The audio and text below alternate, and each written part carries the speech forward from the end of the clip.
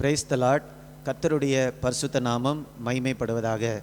இன்றைய தியானம் 1 சாமுவேல் 7ஆம் அதிகாரத்திலிருந்து 9ஆம் அதிகாரம் வரை. நம்ம வாழ்ந்து கொண்டிருக்கக்கூடிய வாழ்க்கையை நாம் பார்க்கும்போது அநேக நேரத்தில் அது ஒரு எளிமையாக நமக்கு தெரியாது. நிறைய காரியங்களை நம்முடைய மனதினால் புரிந்து கொள்ள முடியாது. அதனால தான் வேதத்தில் புதிய ஏற்பாட்டில் ஒரு வசனம் நம்ம இப்படி வாசிக்கிறோம், நம்முடைய அறிவு குறை உள்ளது. நம்ம வாழ்க்கையில் அநேக பகுதிகள் இருக்கின்றன. ஆனால் அநேக பகுதிகளில் நடக்கக்கூடிய காரியங்களை அப்படியே ஒன்று சேர்த்து நம்ம பார்க்கும்போது நிறைய பதில்களை காட்டிலும் கேள்விகள் தான் அதிகமாக இருக்கின்றது. அதற்காக தான் தேவன் நமக்கு ஜெபம் என்று சொல்லக்கூடிய ஒரு காரியத்தை கொடுத்திருக்கிறார். நம்மால் புரிந்து கொள்ள முடியாத காரியங்களாக இருக்கலாம்.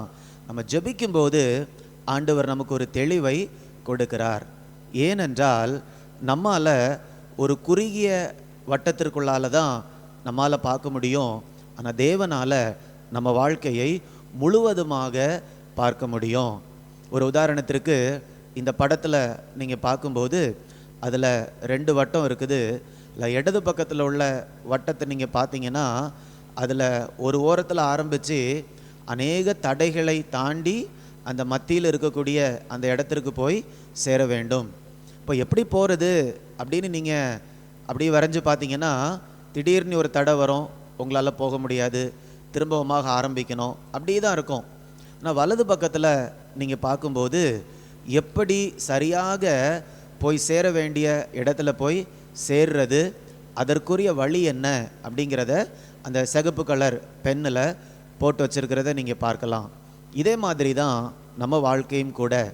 நமக்கு பார்ப்பதற்கு நம்முடைய வாழ்க்கை எப்படி தெரியும்னா அந்த இடது பக்கத்தில் இருந்த வட்டத்தை போல தான் நமக்கு தெரியும். ஆனால் தேவனுக்கு நம்ம வாழ்க்கையை பார்க்கும்போது அப்படி அல்ல. அவருக்கு எப்படியெல்லாம் நம்ம நடுவில் போய் சேரலாம் என்ற வழிகள் எல்லாமே தேவனுக்கு தெரியும்.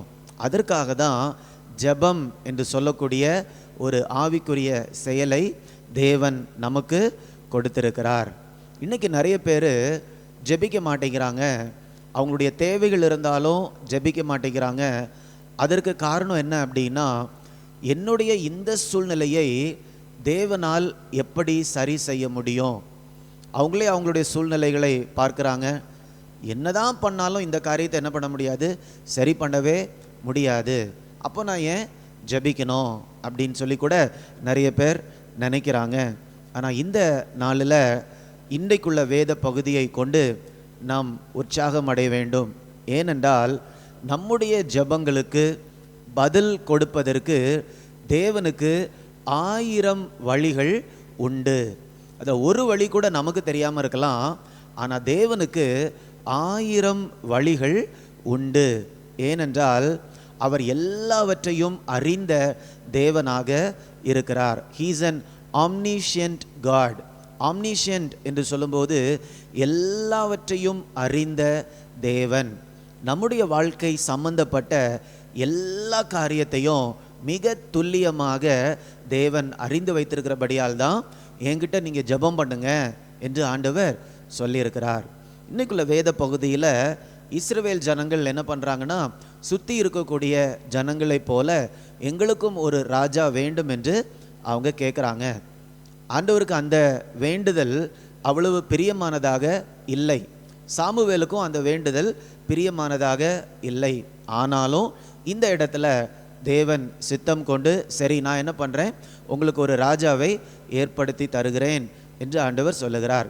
அப்போ எப்படி அந்த ராஜாவை ஏற்படுத்துகிறார் என்று நம்ம பார்க்கும்போது, தேவன் எப்படி எல்லாம் அறிந்த தேவன், நம்மை சுற்றி நடக்கக்கூடிய எல்லா காரியங்களையும் ஆண்டவர் எப்படி நேர்த்தியாக பார்க்கிறார் என்பதை நாம் புரிந்து கொள்ள முடியும். இன்னைக்கு நம்முடைய ஜெபங்களுக்கு ஆண்டவர் பதில் கொடுப்பதற்கு 2 வழிகளை நாம் இந்த நாளில் பார்க்க போகிறோம். ஆண்டவருக்கு அநேக வழிகள் உண்டு. அதில் 2 வழிகளை இன்னைக்கு நாம் பார்க்க போகிறோம்.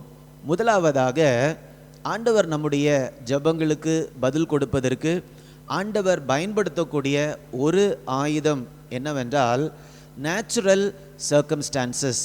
அப்படின்னா இயற்கையாக நம்மை சுற்றி நடக்கக்கூடிய காரியங்களை ஆண்டவர் பயன்படுத்தி நமக்கு அவர் என்ன பண்ணுறார், பதில் தருகிறார். இந்த 9ஆம் அதிகாரத்தில் பார்க்கும்போது இப்போ ஒரு ராஜாவை ஏற்படுத்தி கொடுக்க வேண்டும். அதற்கு ஆண்டவர் எப்படி நேச்சுரல் சர்க்கம்ஸ்டான்சஸ், இயற்கையான சூழ்நிலைகளை ஆண்டவர் எப்படி பயன்படுத்துகிறார் என்று நம்ம பார்க்க போகிறோம்.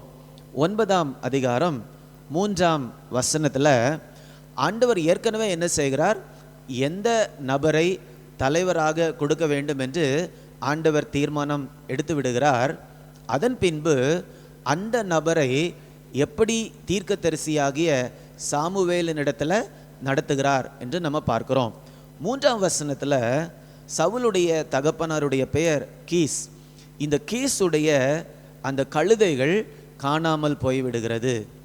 உடனே கீஸ் தன்னுடைய மகனாகிய சவுலை அழைத்து, நீ போய் என்ன பண்ணு, காணாமல் போன அந்த கழுதைகளை தேடி வா என்று தன்னுடைய தகப்பன் அனுப்பி விடுகிறார். அப்போ சவுல் என்ன பண்ணுறாருன்னா, தன்னுடைய வேலைக்காரனையும் கூட்டிக் கொண்டு சவுல் அந்த தொலைந்து போன கழுதைகளை தேடி அவர் போகிறார். அப்படியே போகும்போது அவங்களால கண்டுபிடிக்க முடியல. சவுல் சொல்கிறாரு, நம்ம வீட்டுக்கு திரும்பிடலாம். உடனேயே அந்த வேலைக்காரன் சொல்லுகிறான், நம்ம வீட்டுக்கு போக வேண்டாம், இந்த பட்டணத்தில் ஒரு தேவனுடைய மனுஷன் ஒருவர் இருக்கிறார், அவரிடத்துல போய் நம்ம கேட்டோன்னா ஒருவேளை அவரால் என்ன பண்ண முடியும், நமக்கு சொல்ல முடியும் என்று சொல்லி அவங்க என்ன பண்ணுறாங்க, தேவனுடைய மனுஷனாகிய சாமுவேலை பார்க்க போகிறாங்க. 9ஆம் அதிகாரம் 12ஆம் வசனத்தினுடைய கடைசி பகுதியில் பார்க்கும்போது, இன்றைய தினம் பட்டணத்திற்கு அவர் வந்தார். பாருங்க, சரியா எந்த நாளில் சவுலும் வேலைக்காரனும் அந்த கழுதையை தேடி போயிருக்காங்களோ அதே நாளில் ஆண்டவருடைய தீர்க்கதரிசியும் அந்த இடத்திற்கு வந்திருக்கிறார். இது எப்படி நடந்தது? ஒருவேளை பார்க்கிறதுக்கு தற்செயலாக நடந்தது மாதிரி தெரியலாம், ஆனால் தற்செயலாக நடக்கவில்லை. தேவன் என்ன செய்கிறார், எல்லா சூழ்நிலைகளையும் அறிந்த தேவன் அவருடைய நோக்கத்தை நிறைவேற்றுவதற்காக சூழ்நிலைகளை அவர் அப்படியே ஒன்றோடு ஒன்று சேர்க்கிறார். உடனே சவுலும் அவருடைய வேலைக்காரனும் என்ன பண்ணுறாங்க, சாமுவேல் தீர்க்கதரிசியை பார்ப்பதற்காக போகிறாங்க, அவரை சந்திக்கிறாங்க. பாருங்களேன், ஒருவேளை இந்த கழுதை தொலைந்து போகலைன்னா அவங்க என்ன பண்ண வேண்டிய அவசியம் இல்லை, தீர்க்கதரிசி இருக்கக்கூடிய இடத்துக்கு வர வேண்டிய அவசியமே இல்லை, அவங்க வேற எங்கேயோ இருந்திருப்பாங்க. அப்படின்னாலும் நீங்கள் பாருங்களேன், கழுதை கிடைக்கல, வீட்டுக்கு போகலான்னு நினைக்கிறாங்க. ஆனால் அந்த நேரத்தில் வேலைக்காரன் ஒரு ஆலோசனை சொல்லுகிறார், நம்ம ஏன் அந்த நபர்கிட்ட போய் பேசக்கூடாது. அப்போ இதை பார்ப்பதற்கு இயற்கையாக தற்செயலாக நடக்கிறது மாதிரி இருக்கும். ஆனால் தேவன் இஸ்ரவேல் ஜனங்களுடைய அந்த விண்ணப்பத்தை நிறைவேற்றுவதற்காக இந்த காரியங்களை ஒன்றிணைத்து கொண்டு வருகிறார். இதிலிருந்து நமக்கு தெரிகிறது என்ன அப்படின்னா, நம்முடைய வாழ்க்கையில் தற்செயலாக நடக்கக்கூடிய காரியங்கள் போல இருந்தாலும் நம்ம அந்த இடத்துல கூட ஆண்டவர் என்ன பண்ணணும், விசுவாசிக்கணும். ஆண்டவரே, ஒருவேளை இந்த காரியம் என் வாழ்க்கையில் நடந்தது, எனக்கு பிடிக்காத அல்லது எனக்கு பிரியமில்லாத காரியம், இந்த கழுதைகள் தொலைந்து போகிறது ஒருவேளை நமக்கு பிடிக்காத காரியம். அப்போ சவுல் அவங்களாம் ரொம்ப வருத்தப்பட்டிருப்பாங்க, ஐயோ என்னுடைய கழுதையை காணுமே என்று சொல்லி. இப்போ நம்ம வாழ்க்கையில் துன்பத்தை தரக்கூடிய காரியங்கள் போல நடக்கலாம், நமக்கு பிரியமில்லாத விருப்பப்படாத காரியங்கள் கூட நம்முடைய வாழ்க்கையில் நடக்கலாம்.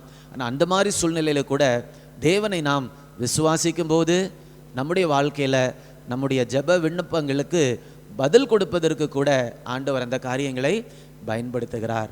அதனால் சோர்ந்து போகாமல் நம்முடைய தேவைகளை எல்லாம் நம்ம என்ன பண்ணலாம், எல்லாவற்றையும் அறிந்த தேவனிடத்தில் தெரியப்படுத்தலாம்.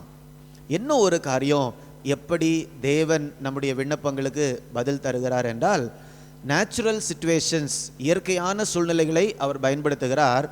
அடுத்ததாக இயற்கைக்கு அப்பாற்பட்ட விதத்தில் கூட தேவன் என்ன செய்கிறார், கிரியை செய்கிறார்.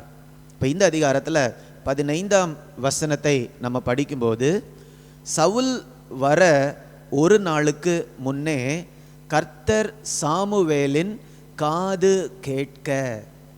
அப்படின்னா என்ன அர்த்தம்? சாமுவேலுடைய காதுல கேட்கக்கூடிய அளவு தெளிவாக தேவனுடைய வார்த்தை தீர்க்கதரிசியாக சாமுவேலுக்கு உண்டாயிற்று. என்ன உண்டாயிற்று என்று பார்க்கும்போது 16ஆம் வசனம், நாளை இந்த நேரத்திற்கு பென்யமீன் நாட்டானாகிய ஒரு மனுஷனை உன்னிடத்தில் அனுப்புவேன். அவனை என் ஜனமாகிய இஸ்ரவேலின் மேல் அதிபதியாக அபிஷேகம் பண்ண கடவாய். அவன் என் ஜனத்தை பெலிஸ்தியரின் கைக்கு நீங்களாக்கி ரட்சிப்பான். நீங்கள் பார்த்தீங்கன்னா, நாளைக்கு இந்த நேரத்தில் சவுல் என்று சொல்லி ஒரு மனுஷனை நான் உன்கிட்ட அனுப்புவேன். 17ஆம் வசனம், சாமுவேல் சவுலை கண்டபோது கர்த்தர் அவனிடத்தில், இதோ நான் உனக்கு சொல்லியிருந்த மனுஷன் இவனே, இவன்தான் என் ஜனத்தை ஆளுவான் என்றார். இந்த 3 வசனங்களை திரும்பமாக நீங்கள் படித்து பார்க்கும்போது ஆண்டவர் ஏற்கனவே சாமுவேல் கிட்ட சொல்லிட்டாரு, நாளைக்கு ஒரு மனுஷன் என்னுடைய கழுதை காணோம் என்று சொல்லி இந்த இடத்துல உன்னை பார்க்க வருவான். அந்த மனுஷன்தான் நான் தெரிந்து கொண்ட நபர். இந்த நாட்களில் இஸ்ரவேல் ஜனங்களை ஆளும்படியாக நான் தெரிந்து கொண்ட நபர் அவன்தான். ஆனால் அவன் வந்த உடனே நீ என்ன பண்ணு, அவனோட பேசி இந்த காரியங்களை செய்து இந்த காரியங்களை செய்து அதன் பின்பு அவனை ராஜாவாக அபிஷேகம் பண்ணு. அப்போ இந்த அதிகாரத்தை நம்ம படித்து பார்க்கும்போது எல்லா சூழ்நிலைகளையும் தேவன் அறிந்திருக்கிறார். என்னுடைய கழுதை எப்போ காணாமல் போச்சு, எந்த இடத்துக்கு போச்சு, யார் கையில் இருக்குது, எப்போ அது வீட்டுக்கு திரும்பி வந்தது, சாமுவேலை பார்க்க பட்டணத்துக்கு இன்னைக்கு யார் வருவாங்க, யார் அங்கே போவாங்க, நம்மை சுற்றி நடக்கக்கூடிய எல்லா காரியத்தையும் தேவன் தெளிவாக அறிந்திருக்கிறார். ஏன்னா அவர் எல்லாவற்றையும் அறிந்த சர்வ ஞானமுள்ள தேவனாக இருக்கிறார். அதனால நம்மை குறித்த காரியங்களை, நம்மை பயப்படுத்தக்கூடிய காரியங்களாக இருக்கலாம், கலங்க பண்ணக்கூடிய காரியங்களாக இருக்கலாம், நம்ம அப்படி கலங்கி போகாமல் ஆண்டவரிடத்துல சொல்லும்போது அவருக்கு நம்முடைய தேவைகளை சந்திப்பதற்கு 1000 வழிகள் உண்டு. அதனால் எல்லாம் அறிந்த தேவனிடத்துல தான் நம்ம ஜெபிக்கிறோம். ஒன்றுமே தெரியாத ஒரு நபர்கிட்ட நம்ம என்ன பண்ணலை, ஜெபிக்கலை. நிறைய நேரத்தில் நம்ம மனுஷங்க கிட்ட உதவி கேட்போம், இந்த காரியத்தை பற்றி எனக்கு தெரியல, எனக்கு சொல்லிக் கொடு நம்ம கேட்கும்போது அவங்க என்ன சொல்லுவாங்க, ஐயோ எனக்கும் தெரியலை. இன்னொரு நபர்கிட்ட நீங்கள் கேட்குறீங்க, எனக்கும் தெரியலை. ஆனால் நம்ம ஜெபிக்கும்போது ஒரு தெரியாத ஒரு நபர்கிட்ட நம்ம ஜெபிக்கலை, எல்லாவற்றையும் அறிந்த ஒரு தேவனிடத்துல தான் நம்ம கேட்கிறோம் என்ற நம்பிக்கையோடு நம்ம கேட்கும்போது நம்முடைய தேவைகளை நம்முடைய வாயினாலேயே கேட்கிற தேவன் ஏற்ற நேரத்தில் அவர் கிரியைகளை செய்து நம்முடைய தேவைகளை சந்திப்பார்.